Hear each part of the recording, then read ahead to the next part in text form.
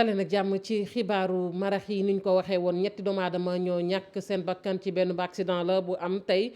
fële fay tolloog croisement bu Petit Mbao benn camion frigorifique nag moo daal di laalante ak benn car Ndiaga Ndiaye la ñu xamle nag mooy car boobu chauffeur ba da doon jéem a rek mooy topp kamb ba gannaaw bi mu dal nag ci kaw camion boobu ñenn nag ci seede yi ña ko fekkee yëkkati nañu ci ay kàddu dénk ko sunu naataango Salif Sow ñu teewlu leen. accident bi booy bi sama rakk la ci fajar la ma woo téléphone ne ma oto bi dafa daanu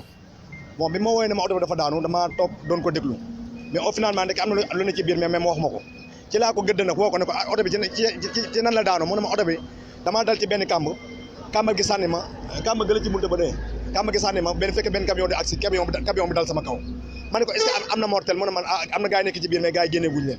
après am na client yi ji koo xamante yor nañ sama numéro ñëw woo ma téléphone ne ma oto bi am na ay mortel mais finalement sama rakk bu nga xamante moo nekkoon ci apprenti aussi tamit dafa mujj gaañu ak beneen client boo xamante ci oto bi la daa yéeg ñun ñoo dëkk aussi moom dafa gaañu mais am na benn copain boo xam ne Pout la dëkk mais ñun xamuñu ko man pour loolu suñu problème ñun xamuñu ndax yor na ay pièces wala yoru ay pièces. ma ngoog nuñ ko waxee woon kon ci ndoxte li muy nag mbirum commissaire police boobee nekk nag ca poste bu police bu ginnaaw raay ak mbirum Sayer Kebe moomu ñu ne dañu ko rek tiré ab bal tey ay jegeñaaleem wax nañu muy nag jegeñaale Sayer Kebe mbokkam nag la ñu xamle moo di ne kooku di Sayer Kebe àndul ak xelam te moom nag moo doon jéem a song kon commissaire boobu ak jaasi moo waral commissaire ba daal di tiré du ñàkk ñu dellusiwaat ci fële ca stade Nelson Mandela ba nekk ca Mbàkke nag dañoo xëy fekk rek ñu caxaree ko yàq ko ba mu yàqu yaxeet gannaaw ab nemmeeku boo xamante ne xalif général des mourides doon na ko nemmeeku boobeeb stade te doon sàkku sax ñu daal di koy toxal ndax la ñu gis ci stade boobu nag mooy dafa jege rek fi nga xamante ne fa la sëñ bu mag bi juddoo muy Cheikh Ahmadou Bamba fa Mbàkke xewar waaye tamit dafa jege lool sëk yu musobe dañu ci ànd ak Mohamed Jojo. mur de clôture bu stade bi mu ngi ci suuf grille de protection bi waaye tamit poteau yi ak projecteurs yi lépp ñu yàqate ko stade olympique bu Mbàkke jamono ji naqari na xàmmee ay nit yoo xam ne ràññeeguñ leen ñoom ñoo fa ñëw démb ci guddi ngir yàqate ko loolu la waa ñenn ñi bokk ci ODCAV xamle gannaaw bi nga xamee ne dem nañ ci stade bi tey ci suba.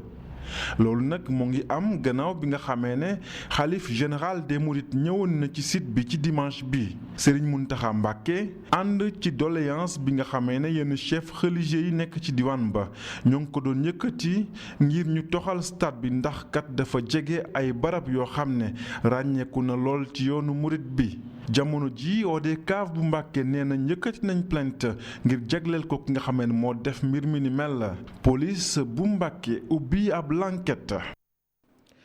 fële moom ca Ziguinchor gis nañ nag ne ab xëccoo am na fa mu soxal nag foofee ñu ne dañu fay rek tabax mémorial boobu nag ngir fàttaliku batalu Joola ñu gis ne nag coow am na ndax dafa am rek loo xamante ne ab tolluwaay la ñu ne nag ñoo ngi ko jox rek anam nag mi ngi bootu ci njëriñ ji nga xamante ni moom la ñu dénk wàllug napp gi waaye ca geneen wet ga tamit dañu gis ne rek lu soxal kon site boobee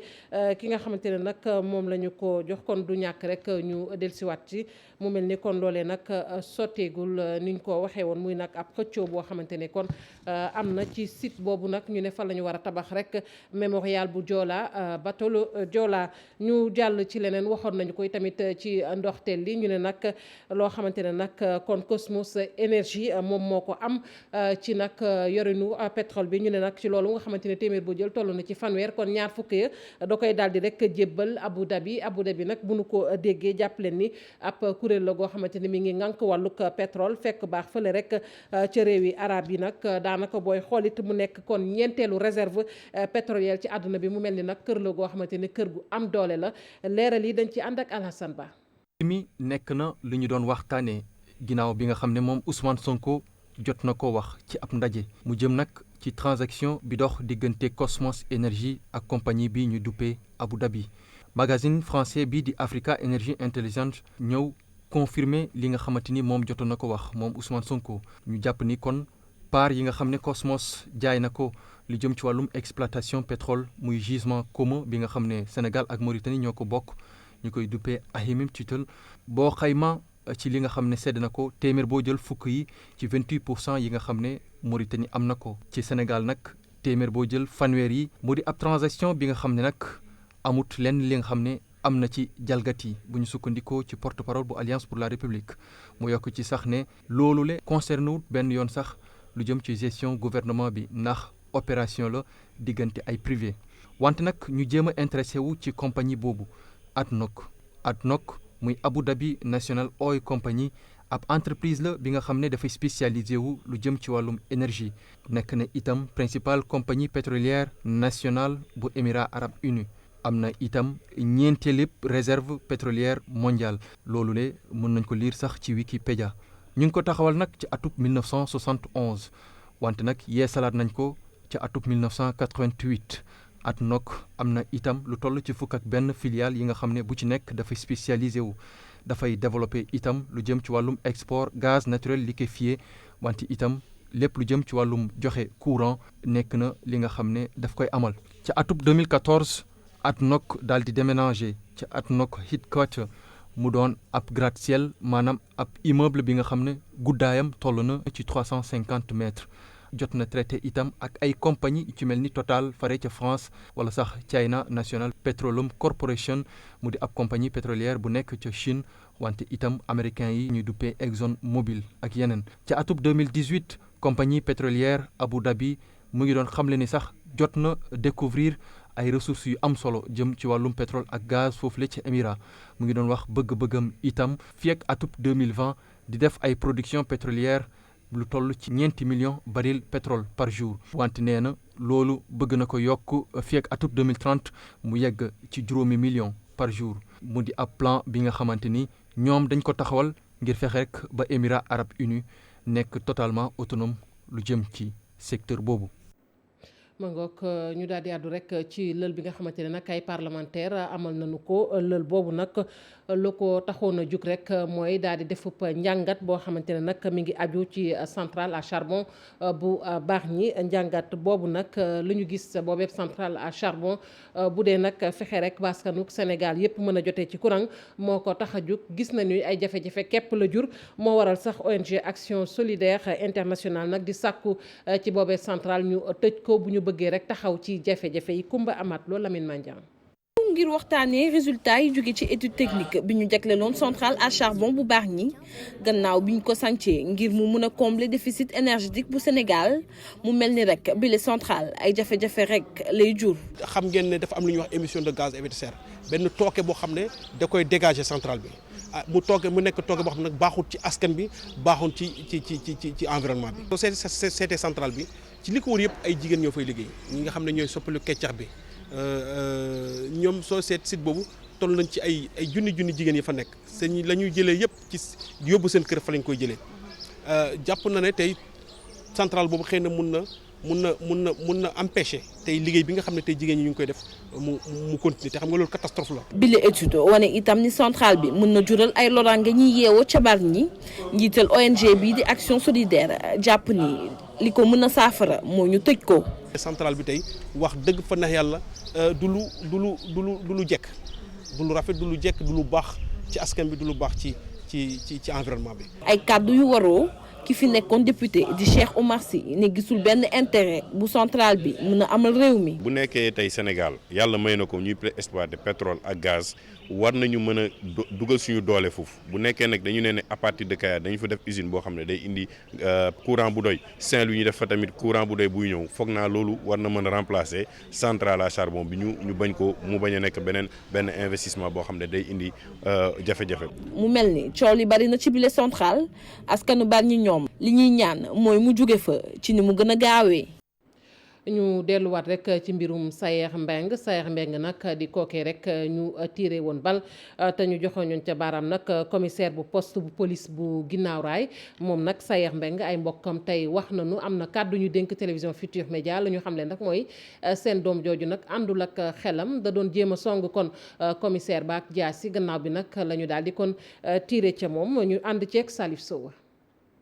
bopp Sayer Mbeng ba mu yëngatoo atum 2016 la ki nga xamante ni moo songoon commissaire ginnaaw raay bi sax am na jamono ñu téye woon ko ci hôpital psychiatrique bu Thiaroye di fi ñuy fajee ñi nga xamante ni seen bopp yi dafa yëngatu boobu ba léegi docteur yi ñu ngi koy topp di ko xool ndax moom mi ngi doon dem ci ay rendez-vous am normalement ndax it Sayer Mbengue mi doon jël ay garabam ca na mu waree laaj yooyu lee njaboot gi joxewuñ ci tontu yu leer dëgg-dëgg Sayer Mbengue lu wër ci bopp njaboot gi ne mooy du agresseur bopp bi moo tourné woon rek mu def jëye jooja kon place am du kaso waaye ci hôpital psychiatrique la di bërëb bu ñuy fajee ñoom ñi nga xamante ni dañoo tàggoog seen xel ba leen jokkoo ak ñoom waa police ngir laaj leen la lañ xalaat ci lu njaboot gi wax nee ñu tontu njaboot gi lee bettu leen benn yoon waaye du ñoom ñooy décider luy xew procureur moom mooy xool lan lay def ngir mbir mi xool ndaxam Sayer wér naam déet jamono ji Sayer Mbengue moom mi ngi ñu téye ci gendarmerie bu Tivaouane Peulh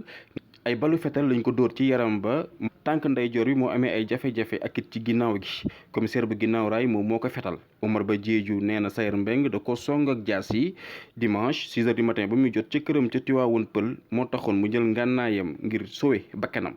enquête bu gendarmerie ibbi ma ngay wéy.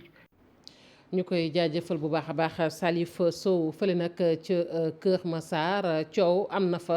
ba tax na sax kon ab procès nag daa jaadu na ca procès boobu nag ñu ne ni ki ëllëg nag la daal di fas yéene rek ubbeeku ki nga xamante ne moom mooy maire ba moom nag moo daal di kon yóbbu woon fa mbaxane doone benn ay conseillers municipaux gannaaw ay kàddu ñu jàpp ne nag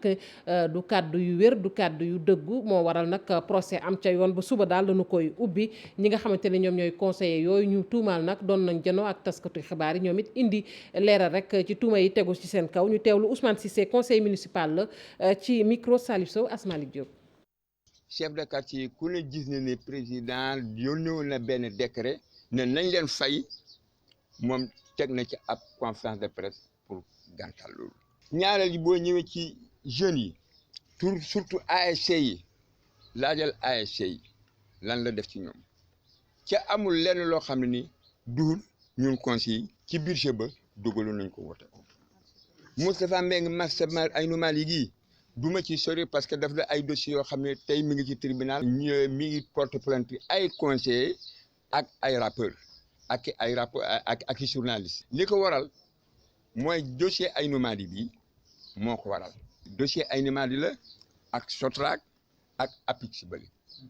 benn bu ci nekk am na lu tax loo xam ne en tant que conseiller wax nañ ko ci turu population Kër Massar parce que du yoon mu doxee noonu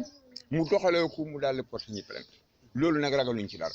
lu mu laaj rek pare parce que population yi ñoo ñu santoo loolu kon buñ ci nekkee buñ ci deyee rek baax dañoo taxaw pour jëlee ko fii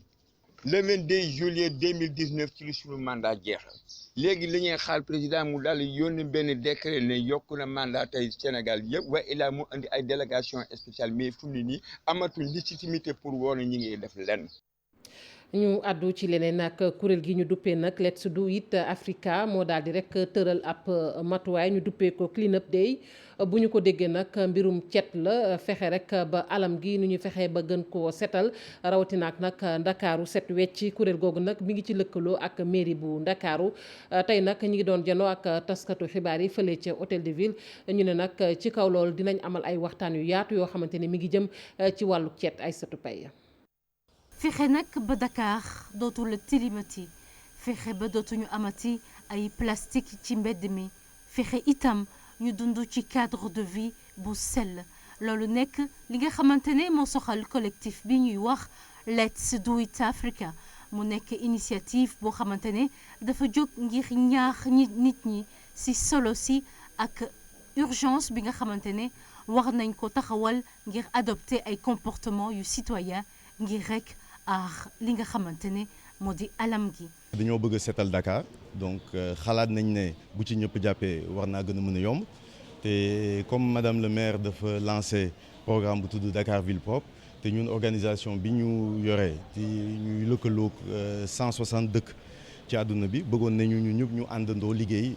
xàccandoo dóorandoo fexe Dakar mën a set xam nañ ne nag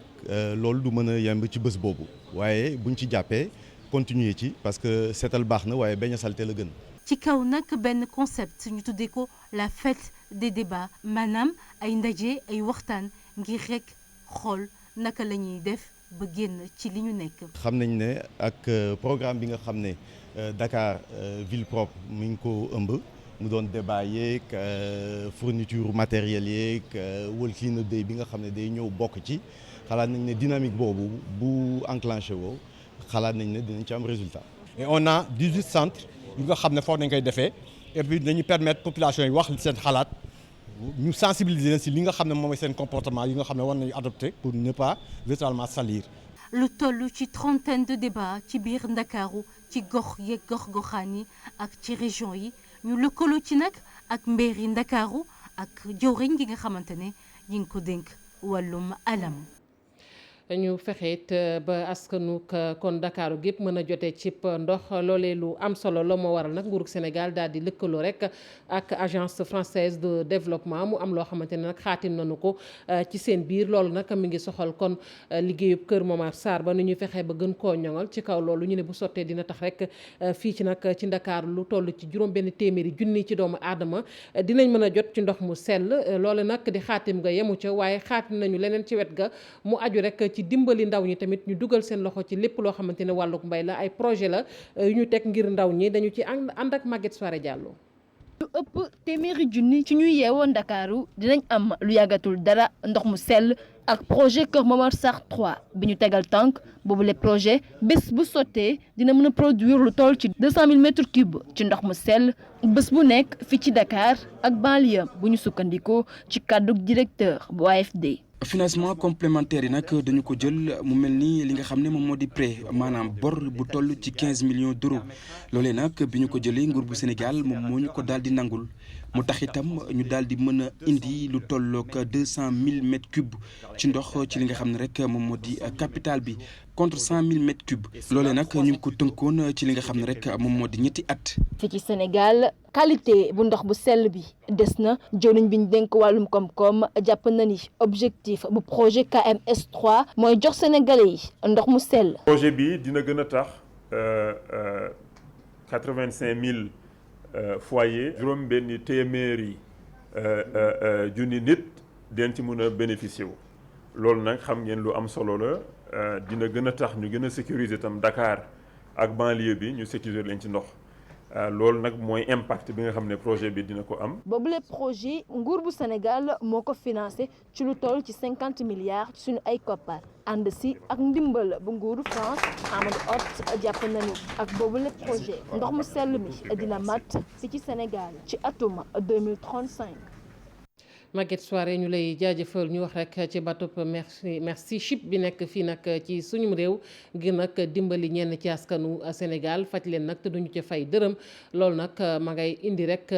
xel ñaar ci bopp ñenn ci waa kër docteur rawatina ak ordre des médecins bu Sénégal ndax dañu jàpp ni boobee bateau nag ña ca nekk di faj wóoru leen ndax am nañu xam-xam bi wér ndax fii ci Sénégal ngir nga faj nag faaw rek nga daal di kon bindu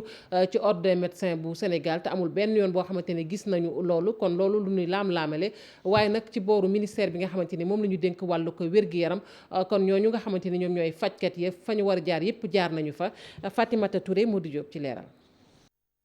loi bi lu mu wax dafa leer kenn amul droit exercer médecine fi ci Sénégal te rek demoo inscrire ci institut ordinal yi waaye nag mu mel ni rek ñi nga xam ni ñoo nekk ci interordre des professionnels de la santé ñoom dañoo jàpp ni rek procédure bi nga xam ni le ministère de la santé indee fii di bateau Africa Mercy Ship jaarul ci yoon président ordre des pharmaciens dafa jàpp ni sax loolee dafa illégal.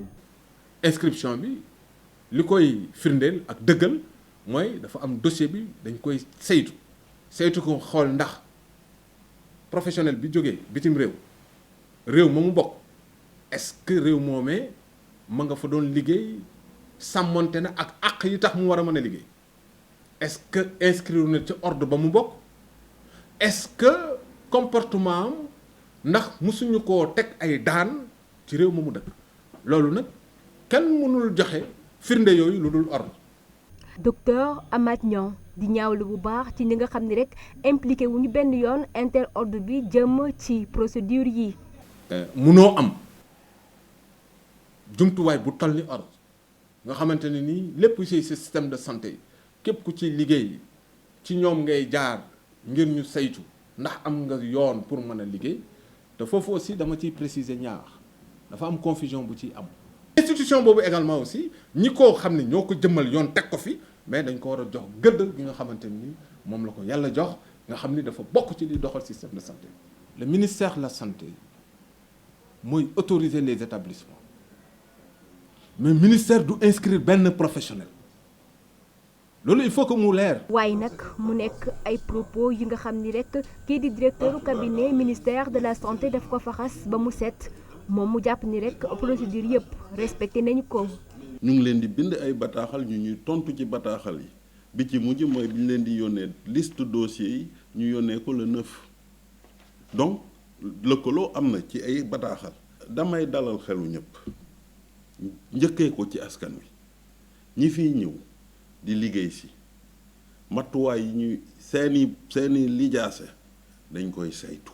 mbiicuk mbaaloo nag commencé di am ci diggante interordre des professionnels de la santé ak ki nga xam ne rek moo di ministère de la santé waaye ministère bi nag moom dalal xel yi nii ñi nga xam ne ñoo nekk ci bato bi di ay professionnels ñoom ñu xarañ lañu. nee nañu nag am nañu benn rencontre bu ñuy waajal semaine bii ñu dëgmal ngir rek daati waxtaan ci bile mbir.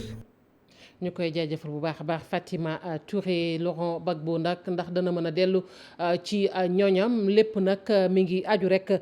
ci procureur bu CPI ndax ci altine ji dafa daal di rek defaatub appel ci kooke di Laurent Gbagbo ak li ñu waxoon nag kon dañu koy teggi muy nag lu teg woon ci ndoddam moom ak jëruñam bi nga xamante ni moom la ñu dénkoon lépp lu soxal wàllub yoon muy Charles Blé Goudé. Ibrahima Kane ci leeral.